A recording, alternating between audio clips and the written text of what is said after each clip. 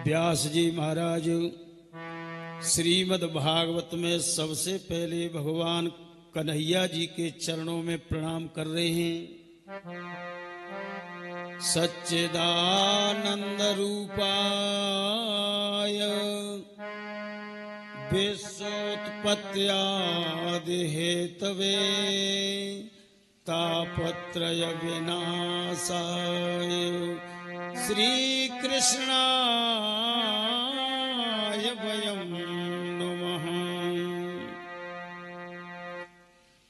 व्यास जी कहते हैं, मैं उन भगवान कृष्ण के चरण कमलों में प्रणाम करता हूँ जो भगवान कृष्ण कैसे हैं कि सच्चिदानंद रूपाय, सच्चिदानंद हैं, सच्चिदानंद स्वरूप हैं भगवान। सच्चिदानंद किसे कहते हैं? सच्चिदानंद में तीन शब्द मिले हुए हैं, सत्य चित आनंद। ये भगवान नारायण की तीन उपाधि हैं जिस संसार में आज तक किसी को प्राप्त नहीं हुई। सत्य किसे कहते हैं? सत्य कहते हैं जिसका कभी नाश नहीं होता। संसार में जो तुम्हें दिखाई दे रहा है ये नाशवान है, इसलिए संसार असत्य है और परमात्मा सत्य है, क्योंकि परमात्मा का कभी विनाश नहीं होता। तीनों कालों में नित्य है। दूसरी उपाधि है भगवान की चिद। चिद कहते हैं प्रकाशवान को। हमको आपको प्रकाश की आवश्यकता है, सूर्य चंद्रमा की आवश्यकता है, लाइट की आवश्यकता है, परंतु परमात्मा के शरीर में इतना दिव्य प्रकाश है कि 1 करोड़ सूर्य भी इतना प्रकाश नहीं कर सकते। इसलिए परमात्मा को सूर्य चंद्रमा की आवश्यकता नहीं है, वे भगवान स्वयं प्रकाशवान हैं। इसलिए भगवान को शास्त्रों में चिद कहते हैं। तीसरी उपाधि भगवान की आनंद। संसार में किसी के घर जाकर के पूछ लो और उससे कहो आनंद में हो, तो वो यूं कह, अरे महाराज आनंद कहाँ रखे हुए। कोई संतान से दुखी, कोई धन के हीन दुखी, सब दुखी हैं, परंतु परमात्मा को लेश मात्र भी दुख नहीं है। न पहले था, न है, न कभी होगा। वो नित्य आनंद स्वरूप है। इसलिए परमात्मा की तीसरी उपाधि है आनंद, और तीनों शब्दों को मिलकर के बन गया सच्चिदानंद। सत्य चित आनंद बराबर सच्चिदानंद। व्यास जी कहते हैं, वे सच्चिदानंद भगवान कौन हैं? वे कृष्ण हैं। और वे कृष्ण कैसे हैं कि विश्वोत्पत्त्यादि हेतवे, संसार को उत्पन्न करते हैं, संसार का पालन करते हैं और अंत में महाप्रलय के बीच में संहार कर देते हैं। अब बात ये आती है कि ऐसे भगवान का यदि हम भजन करें तो हमको क्या मिलेगा? क्योंकि संसार में अधिकतर आपने देखा होगा कि कोई आदमी कहे कि आप इस काम को करो तो सामने वाला आदमी छूटते ये कहेगा कि हमको क्या मिलेगा। बिना मतलब के आदमी कुछ नहीं करना चाहता। अब व्यास जी महाराज ने इतना कहा कि वे सच्चिदानंद हैं, कृष्ण हैं, वे विश्व को पैदा करते हैं, पालन करते हैं, संहार करते हैं। ऐसे भगवान का भजन करो तो कहते हैं भजन करने से हमको क्या मिलेगा। तब व्यास जी महाराज इसी श्लोक में कहते हैं कि तापत्रय विनाशाय। भगवान कन्हैया जी का भजन करने से, स्मरण करने से तीन प्रकार के जो ताप हैं वे सदा सदा के लिए नष्ट हो जाते हैं। तीन प्रकार के ताप कौन से हैं? देहिक, दैविक और भौतिक। तुलसीदास जी महाराज ने भी रामचरितमानस में इसका संकेत किया है। क्या कह रहे हैं मानस में? अरे देहिक दैविक भौतिक तापा, अरे देहिक दैविक भौतिक तापा, और राम राज का हुए नहीं व्यापा, राज का हुए नहीं व्यापा। राम जी के राज्य में ये किसी को कष्ट नहीं देते थे। अब थोड़ा यहाँ ये भी समझ लें, देहिक ताप कौन सा है? देह कहते हैं शरीर से, शरीर का दुख। और शरीर का दुख क्या है? शरीर में मोती जरा, कैंसर, डेंगू, कोरोना जैसी भयानक बीमारियों के द्वारा जिसकी मृत्यु हो जाए उसको कहते हैं देहिक ताप। देह माने शरीर का। और दूसरा है दैविक। दैव कहते हैं ईश्वर के द्वारा दिया हुआ दुख। ईश्वर के द्वारा दिया हुआ दुख कौन सा है? ओलावृष्टि हो जाना, अकाल पड़ जाना, भूकंप आ जाना, बिजली गिर जाना, इनके द्वारा मृत्यु होती है तो वो है दैविक ताप। और तीसरा है भौतिक। भूतानाम भवः भौतिकः, पंचभूतों से रचित जिसका शरीर है, यानी जो जीवधारी है, और किसी जीवधारी के द्वारा जीवधारी की मृत्यु हो जाए। आप यहां से जा रहे हैं बड़े आराम से, वहां किसी सिंह ने आक्रमण कर दिया, रीछ ने आक्रमण कर दिया, या किसी डाकू ने, नक्सलवादी ने गोली मार के आपकी मृत्यु कर दी, इसको कहते हैं भौतिक ताप। तो तुलसी बाबा भी यही बात कह रहे हैं मानस में कि ये तीन प्रकार के ताप राम जी के राज्य में किसी को कष्ट नहीं देते थे। थोड़ा यहां भी विचार करने की जरूरत है। राम जी के राज्य में ये कष्ट क्यों नहीं देते थे? तो ज्यादातर लोग क्या कहते हैं कि उस समय राम जी थे अयोध्या जी में, इसलिए ये कष्ट नहीं देते थे। बिल्कुल गलत। अगर आप ये कहते हैं उस समय राम जी अयोध्या में थे तो स्पष्ट हो जाएगा कि राम जी व्यापक नहीं है तो एक देशी हैं, और जबकि भगवान सर्वदेशी हैं। वेद तो कह रहा है, 20,000 मंत्रों में वर्णन कर रहा है कि भगवान अखंड हैं, सच्चिदानंद हैं, सर्वव्यापक हैं, सर्वदेशी हैं। और आप कहेंगे कि अयोध्या में थे राम जी इसलिए ये कष्ट नहीं देते थे, तो वे 20,000 मंत्र तो कट जाएंगे वेद से। फिर तो जान जाएंगे वे तो अयोध्यावासी राम हैं, एक देशी हैं। इसलिए तुलसीदास जी ने रामचरितमानस में आगे की चौपाई में स्पष्ट कर दिया। क्या कह दिया? कि भगवान राम जी के राज्य में अयोध्या में ये काम होते थे। तुलसीदास कहते हैं इसलिए तीन ताप कष्ट नहीं देते थे। वे कौन कौन से काम होते थे? आरे सब नर करहि परस पर प्रीति, ये होता था अयोध्या में उस समय।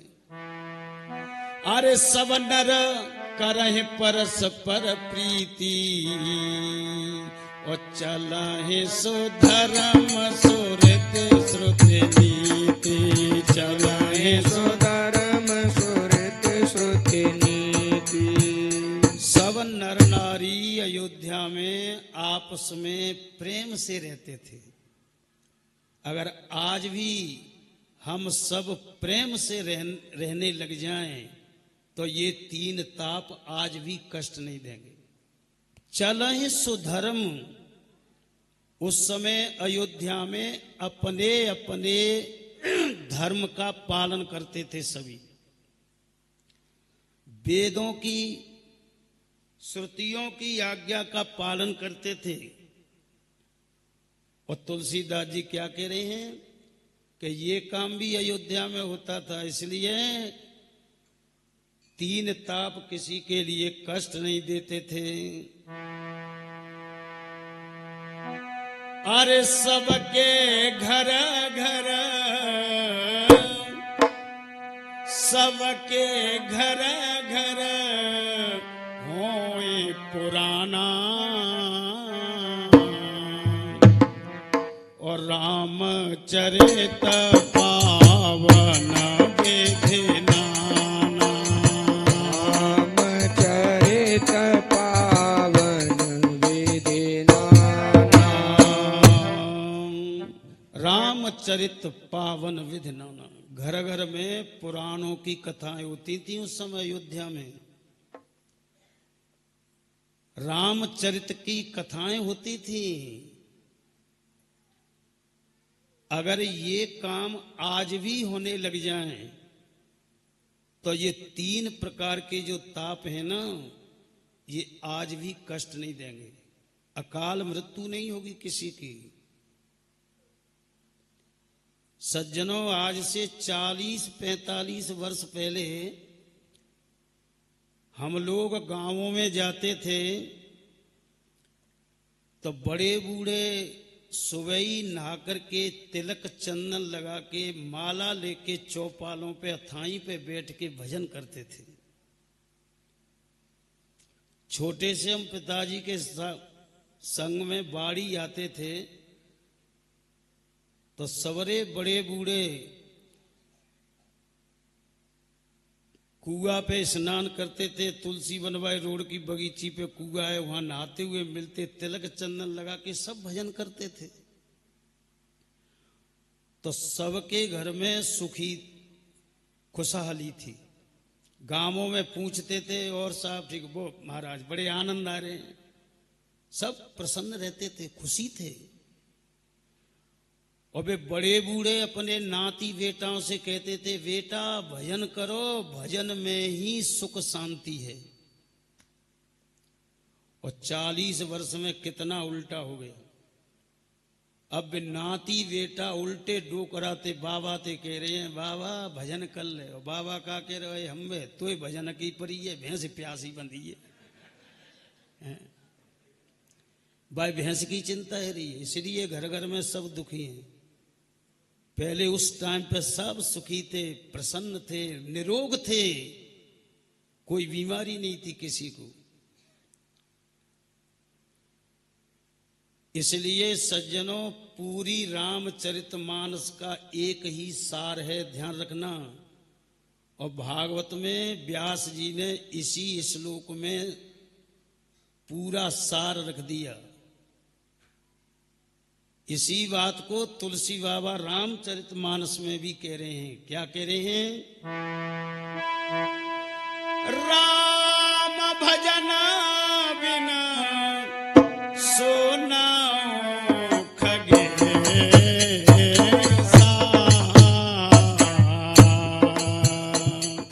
मिटय न जीवन के रे कले।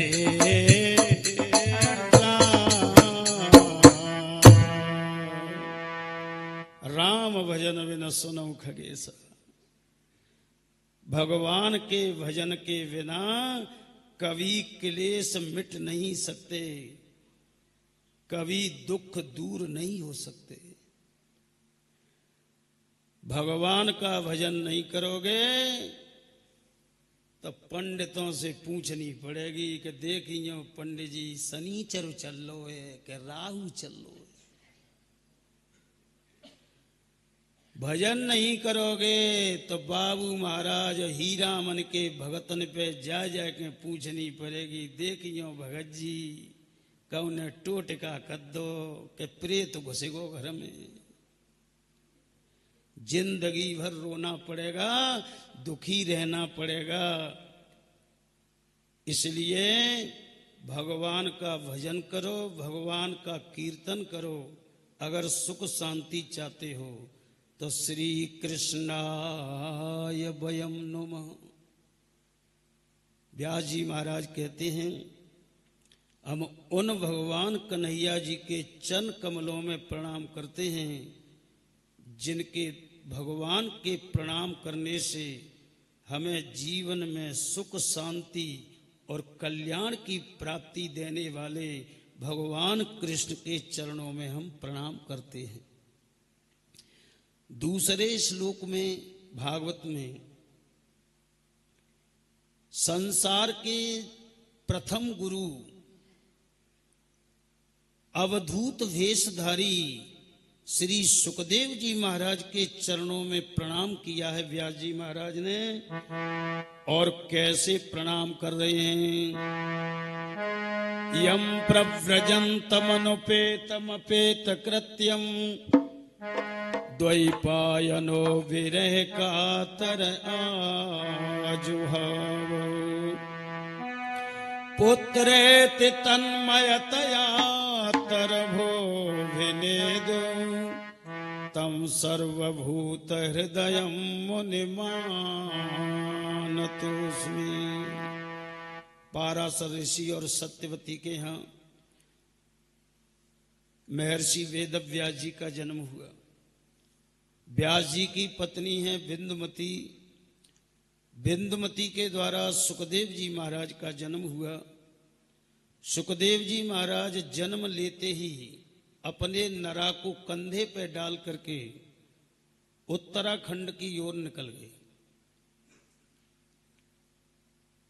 सज्जनों, इतना ज्ञान सुखदेव जी को कैसे हो गया ये कथा आपको कल सुनाई जाएगी। यहां तो केवल इतना संकेत कर रहे हैं व्यास जी महाराज कि जब सुखदेव जी जंगल को निकल पड़े, मनोपेतमपेत कृत्यम, ने तो जिनका नामकरण संस्कार हुआ था, न यज्ञोपवीत संस्कार हुआ था। और जब घर से निकले तो आप जानते हैं किसी का इकलौता बेटा जन्म लेते ही घर से निकल जाए तो पिता को कितना कष्ट होगा। पिता व्यास जी बालक के पीछे पीछे दौड़ रहे हैं, आज भावो बुला रहे हैं, बेटा आप हमें छोड़ करके कहां जा रहे हैं, वापस लौटो। पर सुखदेव जी ने कोई उत्तर नहीं दिया। तब उस जंगल के वृक्ष कहने लगे कि व्यास जी आप व्यर्थ में क्यों दुखी हो रहे हो, क्यों रो रहे हो? तुम्हारे पुत्र सुखदेव जी घर वापस नहीं लौटेंगे, क्योंकि ये इतने आत्मज्ञानी हैं। इन्होंने संसार का कल्याण करने के लिए अवतार जन्म लिया है, न कि तुम्हारे घर में रहने के लिए। सबकी आत्मा में रमण करने वाले सुखदेव जी महाराज के चरण कमलों में प्रणाम करते हैं। इसके बाद में व्यास जी महाराज कहते हैं नई में से सूतमासीनो। व्यास जी महाराज कहते हैं भैया भक्तगणों, ये उस समय की बात है नैमिषारण्य तीर्थ में। ये नैमिषारण्य जो तीर्थ है, यहाँ पर भगवान के सुदर्शन चक्र के द्वारा निमि नाम के दैत्य का वध किया और वहां पर वो सुदर्शन चक्र गिर पड़ा था, इसलिए वो भूमि पवित्र हो गई। और उसी नैमिषारण्य तीर्थ में 88,000 ऋषि विराजमान हैं, जिनमें सौनक जी सबसे वयोवृद्ध हैं, वे सबसे आगे बैठे हैं। बाकी के 88,000 ऋषि पीछे बैठे हुए हैं। उनके सामने उच्च स्थान पर 88,000 ऋषियों के जो गुरु हैं सूत जी महाराज, वे विराजमान हैं। गुरु महाराज के चरण कमलों की बड़ी सुंदर सेवा करी और सौनक जी महाराज हाथ जोड़ करके कहने लगे, गुरु जी, अज्ञान रूपी अंधकार को नष्ट करने के लिए आप में पूर्ण सामर्थ्य है। आप हमारे कानों के द्वारा ऐसी कथा सुनाओ महाराज अपने मुखारविंद से कि भक्ति ज्ञान वैराग्य को बढ़ाने वाली, भगवान कन्हैया के दर्शन कराने वाली और जन्म जन्मांतरों से ये जीव जो पाप कर्म करता आ रहा है, उनके पाप कर्मों को नष्ट करने वाली कथा कौन सी है? आप उस कथा के लिए हमें सुनाओ। सूत जी कहते हैं, महाराज ये प्रश्न हमने किस लिए किया है कि अपने अपने पाप कर्मों की वजह से जीव अनेक सूकर कूकर की योनियों में पड़ा है। अपने कर्मों का फल भोग करके पश्चाताप कर रहा है, ये दुखी हो रहा है। इसके दुख की निवृत्ति का उपाय क्या है? तो सूत जी महाराज ने कहा, सौनक जी, इसका केवल एक ही उपाय है, श्रीमद् भागवत। क्योंकि काल रूपी अजगर सर्प मुंह फाड़े हुए बैठा है संसार में, एक होठ जमीन पे और एक आसमान पे, और हम तुम सब इसके मुंह में बैठे हुए हैं। एक एक करके ये सबको निगल रहा है, बचने वाला कोई नहीं है।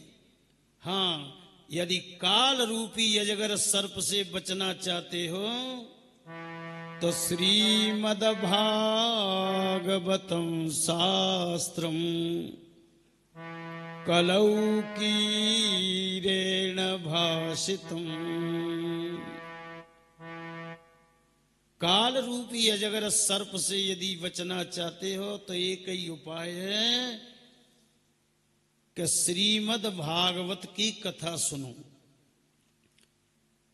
जो सुखदेव जी महाराज ने राजा परीक्षित के लिए शुक्रताल में सुनाई थी। ये बात इसलिए कही सूत जी ने कि भैया सुखदेव जी ने शुद्ध भागवत की कथा सुनाई थी परीक्षित को, इसलिए शुद्ध भागवत की कथा सुनोगे तभी काल रूपी अजगर सर्प के भय से आप मुक्त हो सकते हैं। क्योंकि हमारे ऋषि मुनि त्रिकालदर्शी होते थे, जिन मालूम हुई आगे कि कलयुग आएगा और कलयुग में ऐसे पंडित रह जाएंगे जो गीत गाए गाए के नचाए नचाए के चले जाएंगे दक्षिणा लेके और कह देंगे है गई तुम्हारी सपता। ऐसा होगा कलयुग में, ये मालूम था सूत जी को। जो त्रिकालदर्शी होते हैं भविष्य की मालूम रहती है संतों को, इसलिए ये शब्द लगाया सूत जी ने भागवत में कि कलौ कीरेण भाषितम। भैया कलयुग में परीक्षित महाराज के लिए जो सुखदेव जी ने शुद्ध कथा सुनाई थी, उसी कथा के सुनने से मुक्ति होगी, कल्याण होगा, काल रूपी अजगर सर्प से मुक्त होगा। क्योंकि वो भगवान के धाम में पहुंच जाएगा तो मृत्यु लोक में आएगा नहीं, वो आएगा नहीं तो काल रूपी अजगर सर्प के मुंह में भी नहीं आएगा। सूत जी महाराज कहते हैं कि सौनक जी, गुरु के प्रति आप में बड़ी श्रद्धा है, और जब शिष्य की श्रद्धा गुरु में होती है तब गूढ़ बात को गुरु उसी शिष्य के लिए बताता है, ये भी ध्यान रखना। इसलिए सूत जी ने कहा कि सौनक जी, ये श्रीमद् भागवत की कथा ऐसी कथा है कि जब सुखदेव जी महाराज राजा परीक्षित के लिए शुक्र ताल में भागवत की कथा सुना रहे थे, तो देवता अमृत का कलश लेकर के वहां पहुंच गए। सुखदेव जी को नमस्कार करके और हाथ जोड़ के देवता बोले कि महाराज, सुधा कुंभम गृहीत्वैव देवास्तत्र समागमम्। गुरुजी, हम अमृत लाए हैं, परीक्षित को पिला दो, अमर हो जाएगा। क्यों चिल्ला रहे हो 7 दिनों तक? इसको अमर करने के लिए ही तो कथा सुना रहे हो, अमृत पीने से अमर हो जाएगा। और जब भागवत के कथामृत है, हमें पिला दो। सुखदेव जी महाराज बोले, देवता 7 दिनों तक तो हम परीक्षित के बंधन में, भाई परीक्षित के कलावे में बंधे हैं। परीक्षित से पूछो, ये तुम्हारे अमृत को पीना चाहता है कि भागवत अमृत को पीना चाहता है? देवताओं ने परीक्षित के पास जाकर के कहा, एवं विनिमयो जातो सुधाराज्ञा प्रपीयताम। महाराज अदला बदली कर लो, अमृत तुम पी लो, भागवत अमृत हम पी लेंगे। परीक्षित महाराज कहते हैं, देवताओं, क्या मृत्यु लोग के लोगों को तुमने मूर्ख समझ में रखा है सबको? महाराज, अदला बदली तो बराबर की वस्तु में होती है। तुम्हारा अमृत कांच के समान है और भागवत की कथा मणि के समान है। ऐसा कौन पागल होगा जो अपनी मणि का बदला कांच से कर लेगा? तब यानी परीक्षित महाराज ने देवताओं के अमृत से और भागवत कथा के अमृत की तुलना की है। क्या कह रहे हैं? तव कथामृतम तप्त जीवनम श्रवण मंगलम श्रीमदाततम। तुम्हारे अमृत को पीने के बाद में अहंकार की उत्पत्ति होती है, नंबर 1 बात।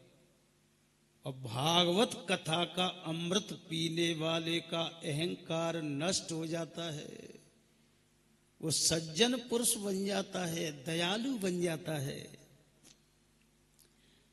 आप सोच रहे होगे कैसे? अब महाराज, बिना अमृत पिए तो आदमी एक दूसरे छोड़ना रो। सवेरे कोई जात हुआ फावड़ो लेके मेड़न टोरीवे पे लगे हुए, सबको पतो है कि ने तो जाए मैं लायो खेते ने में पूरे खा लाए, सगे जाए यही छोड़ छोड़ के चले गए। परंतु अहंकार में दूसरे के खेतों की मेड़ तोड़ने में लगा हुआ है। अब बताओ, अब ऐसे आदमी है, अमृत मिल जाए पीवे, फिर तो वो जानी जाओ मैं अमर है वो। हे हमारी तुम्हारी बात है छोड़ो, फिर वो नरेंद्र मोदी को छोड़ देगो का? बाय मारे भी पहुंचेगो सीधो के जय मारो ताते मैं सिंहासन पे बैठूं। देवताओं का के अमृत पीने से अहंकार की उत्पत्ति होती है और भगवान की भागवत कथा को पान करने वाला अहंकार से मुक्त हो जाता है। तव कथामृतम तप्त जीवनम। भगवान की कथा सुनने से सुख शांति की प्राप्ति होती है। तुम्हारे अमृत पीने वाले के 24 घंटे अशांति रहती है, क्योंकि वो लड़ाई चाहता है, अपना प्रभुत्व जमाने के लिए। श्रवण मंगलम। भागवत की कथा सुनने वाले के घर में मंगल ही मंगल होता है और तुम्हारे अमृत पीने वाले के घर में 24 घंटे अमंगल होता है। क्यों? कि रोज लड़ाई लेके आवे को मोल वो तो 4-5, तो बाकी घर में अशांति रहेगी, अमंगल रहेगा। तुम्हारे अमृत पीने वाला जब तक अमृत काम करेगा तब तक आदमी के पुण्य हैं, और पुण्य छीणे मृत्यु लोके प्रवसति। पुण्य छीण होने के बाद में वो मृत्यु लोक में प्रवेश करता है, गिरा दिया जाता है वहां से।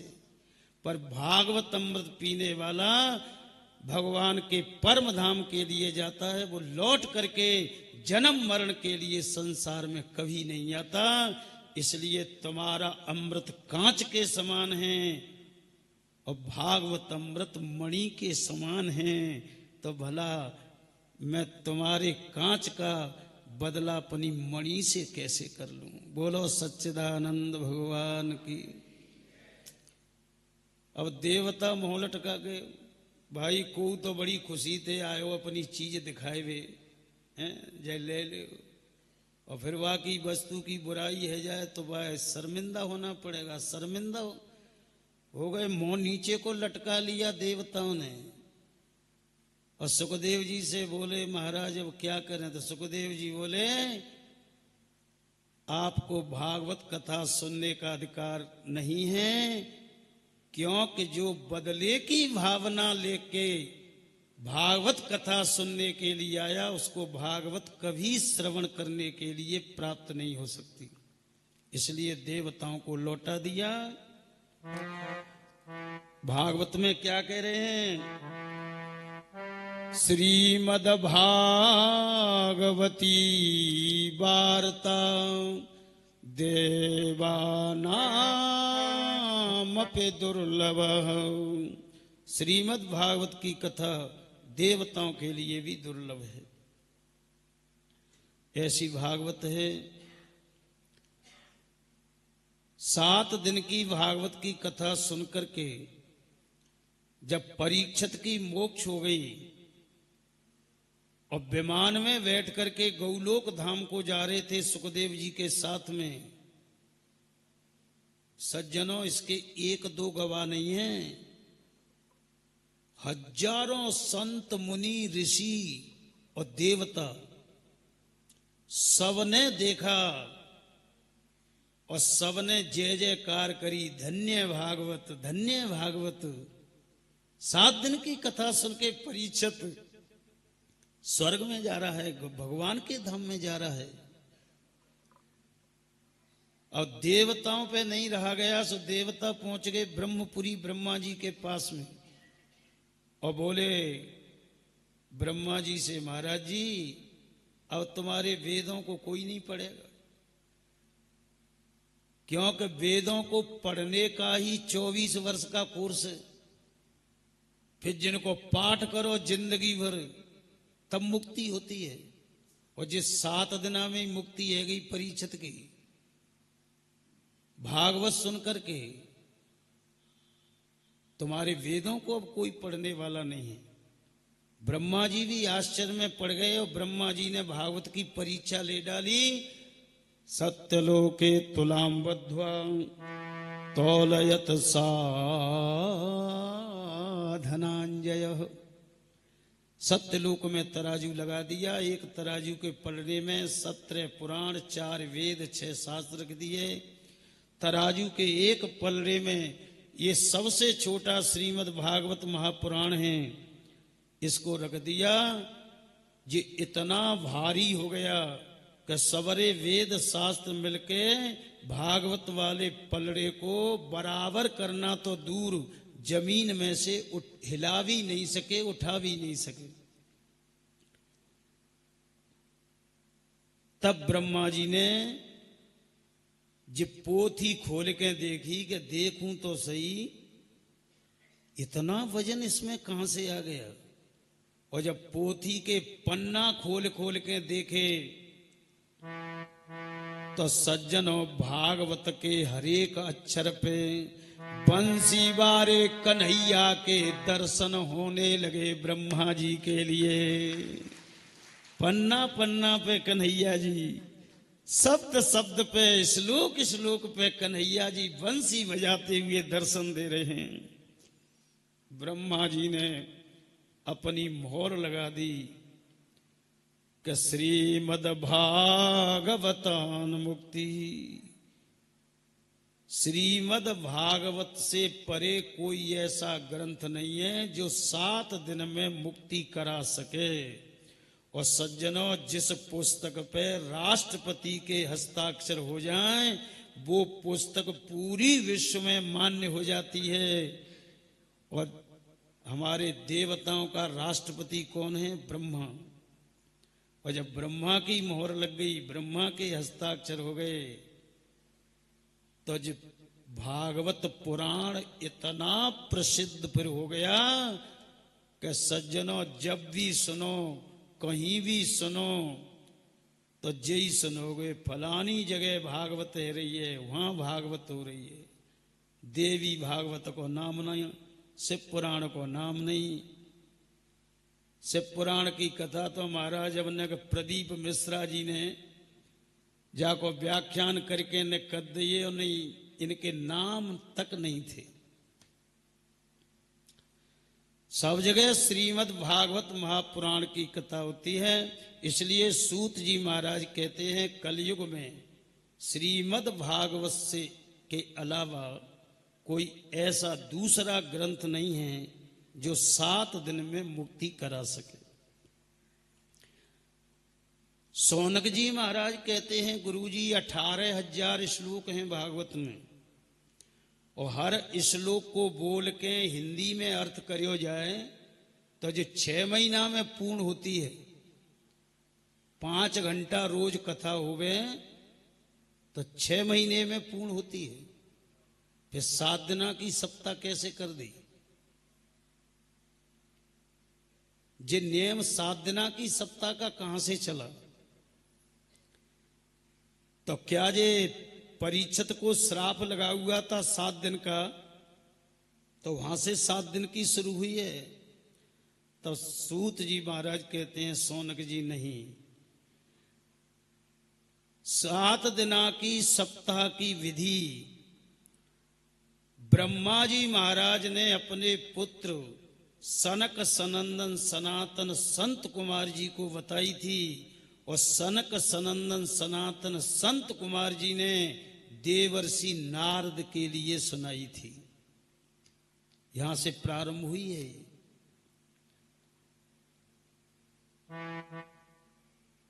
सौनक जी महाराज कहते हैं, तो गुरु जी नारद जी महाराज को क्या जरूरत पड़ गई 7 दिन की सप्ताह सुनने की? वे तो पूरी भागवत 6 महीना की ये सुन सकते। क्यों? कि उन पे का कोई काम थोड़ी है। 24 घंटा नारद जी पे तो सत्संग कोई काम है, भगवान को भजन है, घूमते फिरते हैं, भजन करते हैं। भाई शॉर्ट में कौन कराता है? और कारखाने चल रहे हैं सेठ जी के, दिनों रात फुर्सत न। और कबू मनो आयो सत्यनारायण की कथा करावे को तो पंडित जी तेजो कहते, पंडित जी न शॉर्ट में कर दो, शॉर्ट में, क्योंकि इतना टाइम नहीं है हम पे। तो नारद जी पे टाइम नहीं होता तो हम बात मान लेते। नारद जी जैसा संत शिरोमणि जिन पे 24 घंटे समय ही समय है भगवान के लिए, जी कब की बात है महाराज। और 7 दिन की सप्ताह क्यों सुनी? फिर नारद जी ने क्या कारण बन गया? तो एकदा विशालायाम 4 ऋषयो मलम सत्संगार्थम समायातु ददृशोस्तत्र नारदम। एक समय देवर्षि नारद जी महाराज बद्री नारायण में पहुंचे। बद्री नारायण में रोज सत्संग होता था, ऋषि मुनि सत्संग के लिए आते थे। तो वहां पर सनक सनंदन सनातन संत कुमार जी से नारद जी की भेंट हुई बद्री नारायण में। अब सज्जनों है तो भैया भैया, सनकादि चारों कुमार और नारद जी एक ही बाप के बेटा हैं ब्रह्मा जी के। ब्रह्मा जी के मन से सनक सनंदन सनातन संत कुमार हुए और हृदय से नारद जी का जन्म हुआ।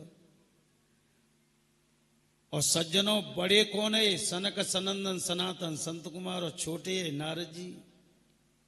पर देखे वे में बड़ों को लगे रहे, देखत में बड़े लग रहे हैं नारद जी और छोटे लग रहे हैं सनक सनंदन सनातन संत कुमार जी। क्यों? इन्होंने तपस्या करके काल को जीत लिया। सनकादि कुमारों ने ब्रह्मचर्य को खींच के मस्तिष्क में कर लिया। वायु दिनाते इनकी 5 वर्ष के बालकों के समान उम्र रहती है सनकादि कुमारों की। और नारद जी वृद्ध हो गए। परंतु सनकादि कुमार क्या कह रहे हैं? अरे छोटे भैया नारद, जे चेहरा पे मलिनता कैसे दिखाई दे रही है? जबकि तुम्हारा मुखारविंद ऐसे दिखाई दे रहा है जैसे गतवित्तो यथा जना, जैसे तुम्हारी चोरी हो गई हो। और सनकादि कुमार कहते हैं नारद जी, संतों की चोरी होती नहीं है, क्योंकि संतों के पास में ऐसा धन है जिसे चोर चुरा नहीं सकते हैं, भाई बंधु बांट नहीं सकता। अब आप जान गए होंगे वो धन कौन सा है।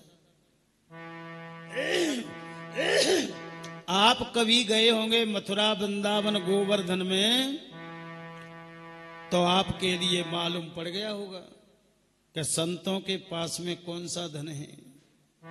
गली गली में, मोहल्ला में एक ही शब्द सुनाई देगा, हमारो धन राधा श्री राधा श्री राधा। हमारो धन राधा श्री राधा श्री राधा। परम धन राधा राधा राधा राधा राधा। परम धन राधा राधा राधा राधा राधा। हमारो धन राधा श्री राधा श्री राधा। हमारो धन राधा श्री राधा श्री राधा। रसिक धन राधा राधा राधा राधा राधा। रसिक धन राधा राधा राधा राधा राधा।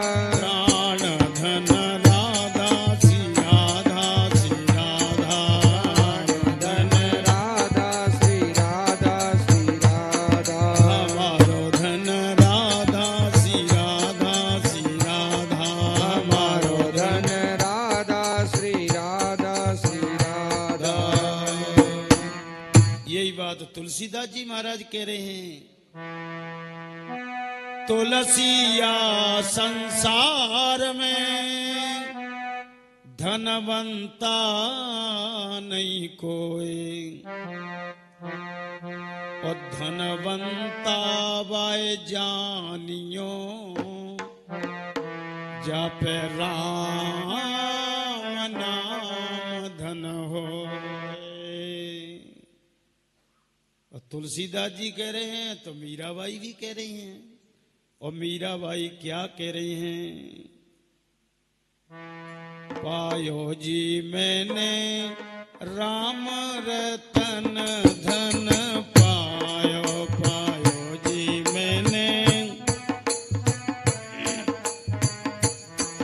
पायो जी मैंने राम रतन धन पायो। पायो जी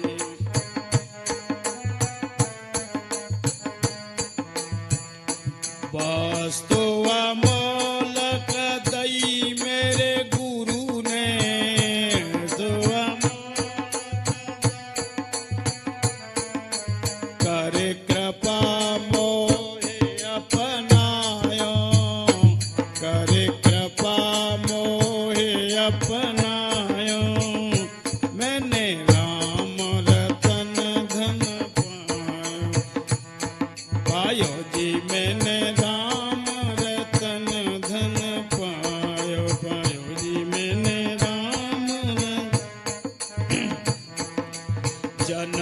जन्म की पूंजी पाई, जन्म जन्म की पूंजी पाई, जन्म जन्म की पूंजी पाई, जन्म जन्म की पूंजी पाई, जग में सब कछु पायो, आहा जग में सब कछु पायो, वो मैंने राम रतन धन पायो। पायो जी मैंने राम रतन धन पायो, पायो जी मैंने राम रतन धन पायो। ये धन कैसा है? खर्च न हो चोर नाई लेवे, खर्च न होए चोर नाय लेवे, दिन दिन बढ़त सवायो, आहा दिन दिन बढ़त सवायो, हो मैंने राम रतन धन पायो। पायो जी मैंने राम रतन धन पायो, पायो जी मैंने राम रतन धन पायो। सत की नाव की वटिया सतगुरु, के नाव के वटिया सदगुरु, सत की नाव की वटिया सतगुरु, के नाव के वटिया सदगुरु, भव सागर तरि जायो, आहा भव सागर तरि जायो, हो मैंने राम रतन धन पायो। पायो जी मैंने राम रतन धन पायो, पायो जी मैंने राम रतन धन पायो। वीरा के प्रभु गिरधर नागर, वीरा के प्रभु गिरधर नागर, गिरधर नागर नटवर नागर, गिरधर नागर नटवर नागर, हर से जप गायो, आहा हर से जप गायो, मैंने राम रतन धन पायो। पायो जी मैंने राम रतन धन पायो, पायो जी मैंने राम रतन धन पायो। राम नाम का धन ऐसा है, चोर चुरा नहीं सकता, भाई बंधु बांट नहीं सकता, तो संतों की तो चोरी हो ही नहीं सकती। और तुम्हारा चेहरा ऐसा हो रहा है देवर्षि जैसा तुम्हारी चोरी हो गई हो। तो देवर्षि नारद जी महाराज बोले, गुरुजी यदि आप पूछना चाहते हैं तो मैं इस कारण को विस्तार से बताना चाहता हूं कि मैं दुखी क्यों हूं। देवर्षि नारद जी कहते हैं, अहम तो पृथ्वी या तो ज्ञात्वा सर्वोक्तमामिति, पुष्करं च प्रयागं च काशीं गोदावरी तथा।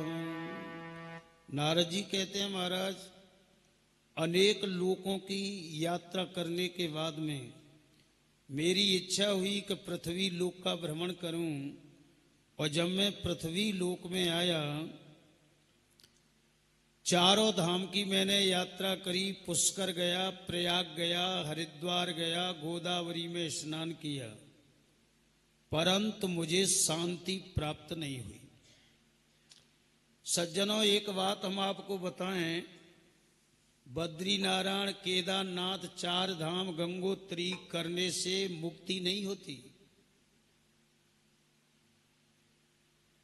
केवल हम लोग चार धाम यात्रा करने क्यों जाते हैं कि बालकपन तो निकल गो खेल कूद में, जवानी निकल गई बैल की तरह कमाई करवे में, और जब बुढ़ापो आयो तो हमारी कमाई है, कमाए हुए धन को जब नाती बेटा खर्च करते हैं नाती पंती पान खा के आते हैं, तब चिल्लाते हैं वो जाने नाश कर दो, वो मैंने कितने का मेहनत से कमायो, पान खा के थूक रहे हैं। तो वे नाती कहते हैं अपने पापा थे, पापा बाबा सब बहुत चिल्लाते हैं। तो पापा का कह रहे हो, बेटा चिल्ला दे, कुत्ता समझ ले तो मुझे,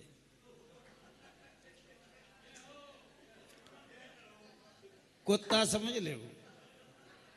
अब एक बात बताओ, ताने बैल की तरह कमाई करी ये बातें नाती कुत्ता कहें, बताओ उसको दुख होगा कि नहीं होगा? तो दुखी होकर के वो रोता है और गांव में मोहल्ला में पड़ोस में कहता है, ओ भैया मैंने कितने कमाई करी मेहनत से, और नाती बेटा मोते कुत्ता कह के बोल रहे हैं। तो गांव के का कहते नहीं ठीक बोल रहे हो, तू जाई लाए के बिनु कह दी कि तू जाई लाए के। तब गांव के कुछ सज्जन पुरुष कहते हैं मोहल्ला के, देख बस जा रही है 4 धाम की यात्रा की, हे जा यात्रा करिया, चलो जाने का शांति मिलेगी। तब जाता है, अब जाता है बद्री नारायण जाता है। अब देखते हुए कि एक पानी को कुंड ऐसो कि तामे गर्म पानी, चावल डाल दे तो चावल उबल के आ रहे हैं, और बगल में एक कुंड ऐसा कि जिसका ठंडा पानी। थई सोचत है कि भाई भगवान हत तो ये बताऊ, जहां में गर्म पानी चावल उबल रहे हैं कुंड में, उसमें ठंडा। फिर पहाड़ियों को देखता है हरी भरी, तो शांति मिलती है। बोलो ईमानदारी से, कल से तुम आज आए हैं सुबह और ये जंगलात देखी है हरी भरी, तो तुमको शांति मिली है कि नहीं मिली? सगे भूल गए। घर भाई भले ही फोन कर रहे हो, पर तुमने कहा क्यों नहीं करे वो घर, पक्की बात है। पर वे तो घर पड़े हैं, घर भाई मोड़ी मोड़ा नाती पंती से वो फोन करे, अम्मा हेलो पहुंच गई और अम्मा आनंद आ रहे हैं हरियाली ये देख के। हाँ? भाई मन में शांति प्राप्त होती है, तीर्थों का फल है। फिर बड़े बड़े संत महात्मा, फिर देखो तो वो भैया जो जंगल में पड़े हैं, वो हम घर में एसी की हवा खा रहे, तो सूखे के टटेरो है गए, जो देखियो महात्मा कैसो मोटो ताजो हेरो है। तब उसको ये ज्ञान होता है कि मर गए हम तो, जिंदगी चारों ऊपर बीत गए घर में कलेश में झंझट में, पर वास्तव में यहां तो साक्षात भगवान हैं। तो उसको शांति मिलती है। माया के परिवेश से जब दूर हटता है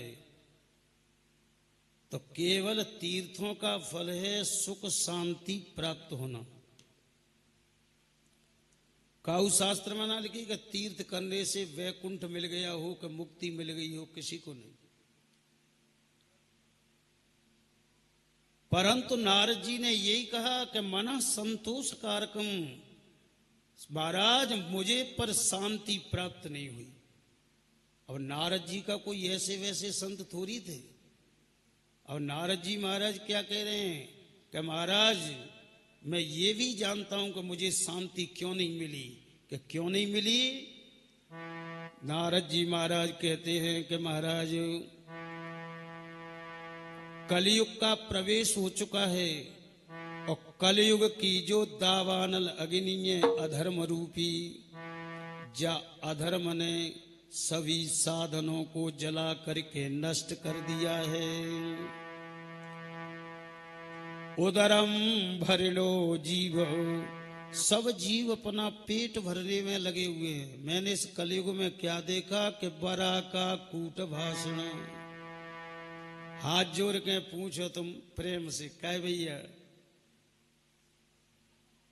फलानी जगह के लिए रास्ता कहाँ हो के, हे चलो जा जसूदो मूड मार रो है, मतलब हाईवे पर रो है। अब तो रास्ता पूछ रहे हैं तो प्रेम से रास्ता नहीं बता रहा। न तो मुझे कहीं सत्य बोलते हुए कोई दिखाई दिया, न शुद्धता में दिखाई दिया। इसलिए महाराज मैंने क्या देखा इस पृथ्वी पे कि मंदा सुमंद मतयो युपा मंद भाग्यम युपद्रुत, सब मंद बुद्धि वाले हो गए, संत पाखंडी हो गए, जितने भी विरक्त महात्मा थे जंगलों में वे ग्रस्त है गए, गृहस्थी में रहने लगे हैं।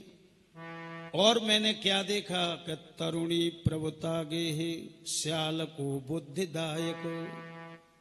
सतयुग द्वापर त्रेता में सलागीर कौन होता था मालूम है आपको? बड़े बूढ़े को काम करते तो चलो बाबा साहब से पूछा मैं कि हम यह काम करें कि नहीं। और कलयुग में सलागीर कौन है? क्या कह रहे हैं भागवत में? श्याल को। श्याल कहते साले साहब से मन में नेक विचार आएगो कि जा काम करें कि नहीं, तो बाबा मैयो बापन छोड़ के और रात में ही पहुंचेगो ससुराल, और फिर सारे ते पूछेगो साले साहब जा काम करूं कि नहीं करूं। कलयुग में साले साहब बुद्धिमान माने जा रहे हैं। और सज्जनों, सूत जी महाराज से यानी सनकादि कुमारों से नारद जी महाराज क्या कह रहे हैं कि कन्या विक्रेडो लोभात। सतयुग द्वापर त्रेता में महाराज वेद शास्त्रों में कन्यादान से बढ़कर के कोई बड़ा दान नहीं बताया। वैसे एक बात बताएं सज्जनों, कथा के बाद आप पूछेंगे, ज्यादातर पूछते हैं या कथा के बाद में, पंडित जी हम तो चक्कर में डाल दे ये शास्त्र नहीं बोले। कोई तो कह रहे विद्यादान सकते बड़ो है, कोई कहता है अन्नदान सबसे बड़ो है, और आज तुमने एक नई बात बता दी कि कन्यादान सबसे बड़ा है। अब एक बात सुन लो, कन्यादान सबसे श्रेष्ठ क्यों है? जितने भी दान हैं दुनिया के अंदर, इनको करने से अहंकार आता है आदमी में, ये लिख लेना गारंटी से।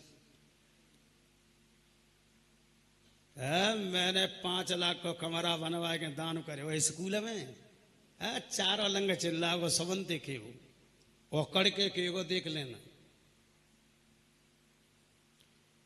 कोई दान हो करने के बाद में उसमें अहमत जागृत होता है, मैंने इतना कर दिया, किसने किया है। परंतु एक बात ध्यान रखना, जब आदमी अपनी कन्या का दान करता है, जब कन्या के हाथ पीले करके और जब बेटी का दान करता है, तो उस समय अहंकार नहीं, उस समय वो लड़की का पिता रोता है और समधी से कहता है बोहरे मैं तुम्हारे लायक नहीं था, मैं तो गरीब आदमी हूं, मेरे पास कन्या है, मैं अपनी कन्या का दान तुम्हारे लिए दे रहा हूं, मेरी कन्या को दुखी मत रखना। उस समय उस पिता की आंखों में आंसू होते हैं। इसलिए कन्यादान सबसे बड़ा दान है, क्योंकि उसमें अहंकार नहीं होता। और दानों में अहंकार होता है। इस दान करते समय कन्या दान करने वाले की आंखों में आंसुओं की धार बहती है। इसलिए ये दान सबसे बड़ा और सबसे श्रेष्ठ है। या नारद जी महाराज भागवत में कह रहे हैं कन्या विक्रयणो लोभात। परंतु महाराज मैंने इस कलयुग में क्या देखा कि लोभ के वशीभूत होकर के कन्या का पिता अपनी कन्या को पैसों में बेच रहा है। खरीदारी हो रही है कन्या की। दंपति नाम च कलकनम। सतयुग द्वापर त्रेता में मैंने देखा कि पति पत्नी में बड़ा प्रेम होता था। महाराज जो पति ने कह दिया घर में, कोई सांस नहीं हिलाता था कि इसको पलट दें। बाहर से आकर के कहता था पति मैंने जो है फलाने आदमी को भैंस इतने रुपए में बेच दी है। पत्नी यही कहती थी, ठीक है महाराज आप कर आए वो ठीक है। आज पति कह दे कि मैंने 10,000 की भैंस बेच दी है फलाने आदमी, भाई हमें 40,000 की भैंस है 10,000 में बेच देगा, डंडा लेके बैठ जाएगी, देरी पे आवन तो दे देंगे, कैसे ले भी आवत है, बिगाड़ दी बात पति की। दंपति नाम च कलकनम, पति पत्नी में 24 घंटे लड़ाई हो रही है। ऐसे आचरणों को देखता हुआ मेरे मन में विचार हुआ कि चलो वृंदावन चलूं, वहां मुझे शांति मिलेगी, क्योंकि स्वयं भगवान कन्हैया जी ने वहां पर बाल लीलाएं की हैं वृंदावन में, तो वहां तो शांति मिलेगी। अभी ज्यादा वर्ष भी नहीं हुई हैं। और जब मैं यमुना जी के किनारे पर पहुंचा तो महाराज तत्राश्चर्यमयम दृष्ट्वा, मैंने एक बड़ा आश्चर्य देखा। एक 16 वर्ष की स्त्री यमुना जी के किनारे पर बैठी है, गंगा की यमुना की रेती में, और 90 वर्ष के 2 वृद्ध दाई बाई जंघा पर सिर रख करके सो रहे हैं, और 100 स्त्रियां उस 16 वर्ष की स्त्री की बीजना से हवा कर रही हैं। नारद जी महाराज ने विचार किया कि भाई जहां स्त्रियों की पंचायत इकट्ठी हो रही हो तो शास्त्र ये कहता है वहां पुरुष को प्रवेश नहीं करना चाहिए, क्योंकि हमारे यहाँ भारत में महिलाओं के लिए पुरुषों के लिए अलग अलग व्यवस्था है। शौचालय भी होगा तो पुरुषों का अलग मिलेगा आपको, महिलाओं का अलग मिलेगा। और सज्जनों, पुरुषों की पंचायत हो रही होगी, वहां महिलाएं प्रवेश नहीं करेंगी, ये नियम था हमारे शास्त्र का। अब भले ही पहुंच जाए, कायदा तो यही है। और एक बात और है, पुरुषों की पंचायत में अगर महिला पहुंच गई तो ऐसी कोई विशेष बात भी नहीं है, पर महिलाओं की पंचायत में अगर पुरुष पहुंच गया तो महाराज न्यों समझ लो ऐसी बेइज्जती होगी तुम्हारी, ऐसी जिंदगी में कभी नहीं हुई होगी। प्रधानमंत्री भी पहुंच जाए ना महिलाओं की पंचायत में तो ज्यादा नहीं कहेंगी, तो न्यों तो कह ही देंगी कि कह रहे थे दू फूट गई का ऊँट को सब मुंह उठा के चलो आए रहो, तो दी किनारो जो बहु बेटी बैठी हैं, इतनी बात को तो कह ही देंगे। इसलिए नारद जी ने अपनी रास्ता बदलनी चाहिए, पर रास्ता बदली सोई वो 16 वर्ष की स्त्री आसन से खड़ी हो गई और खड़ी होकर के कहने लगी, भो भो साधो क्षणम तिष्ठ मम चिंता मपि नाशयो,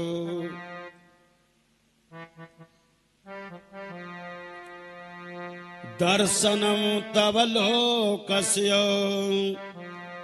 सर्वथा गहरम परम।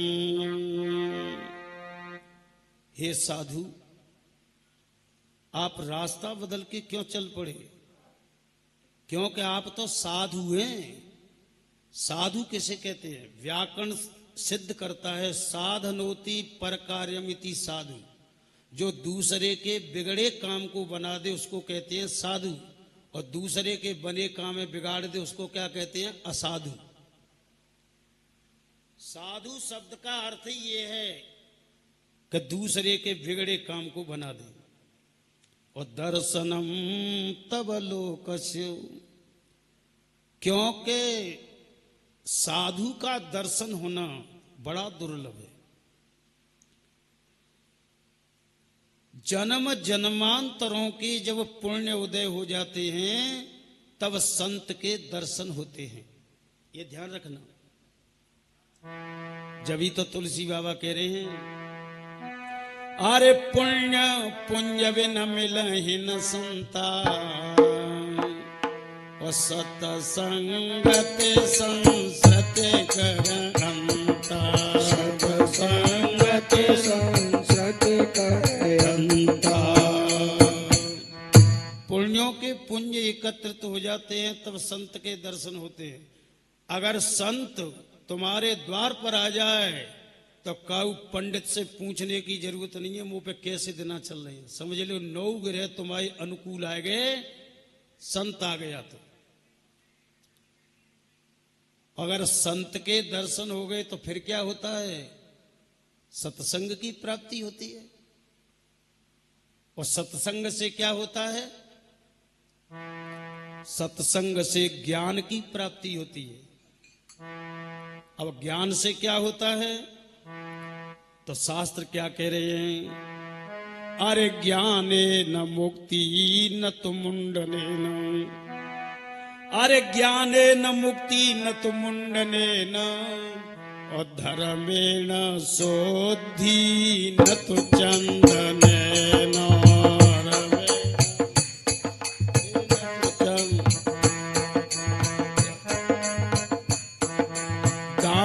न शोद्धि न तो कंगने, दाने न शोद्धि न तो कंगने न, श्रोतं श्रोतं नैव च कुंडलेन, नैव च कुंडले। वेद शास्त्र कह रहे हैं ज्ञाने न मुक्ति न तो मुंडने न। ज्ञान से मुक्ति होती है, चाहे मूड मुड़ा ले 1000 बार, चाहे जटा रखा ले लंबी लंबी, मुक्ति नहीं होगी। मुक्ति होगी ज्ञान से। धर्मेण शुद्धि न तो चंदनेन, शरीर की शुद्धि होती है धर्म करने से, चंदन लगाने से नहीं। चाहे माथे की बजाय पूरे शरीर पे चंदन पोत लो, शरीर शुद्ध नहीं होगा। शरीर शुद्ध होगा धर्म करने से। और दाने न शुद्धि न तो कंगने न, हाथों की शुद्धि होती है दान करने से। चाहे सोने के खड़ुआ पहन लो 1-1 किलो वजन के हाथों में, हाथ शुद्ध नहीं होंगे। हाथ शुद्ध होंगे दान करने से। और श्रोत्रम श्रुतम नैव च कुंडलेन, कानों की शुद्धि होती है भगवान की कथा सुनने से। चाहे जहाँ सोने के कुंडल पहन ले, हीरा मोती जड़े हुए, तब भी ये कान शुद्ध नहीं होंगे। कान शुद्ध होंगे भगवान की कथा सुनने से। इसलिए क्या कहा? ज्ञानेन मुक्ति, ज्ञान से मुक्ति होती है। इसी बात को वेद कह रहा है। वेद का मंत्र है ऋते ज्ञानात् मुक्ते यश्चमेश्चेति। वेद कह रहा है ज्ञान के द्वारा मुक्ति होती है। और जब वेद शास्त्र सब कह रहे हैं तो तुलसी बाबा का हमारे पीछे थोड़ी है। तुलसी बाबा भी यही बात कह रहे हैं। क्या कह रहे हैं? अरे धर्मत विराती जोगत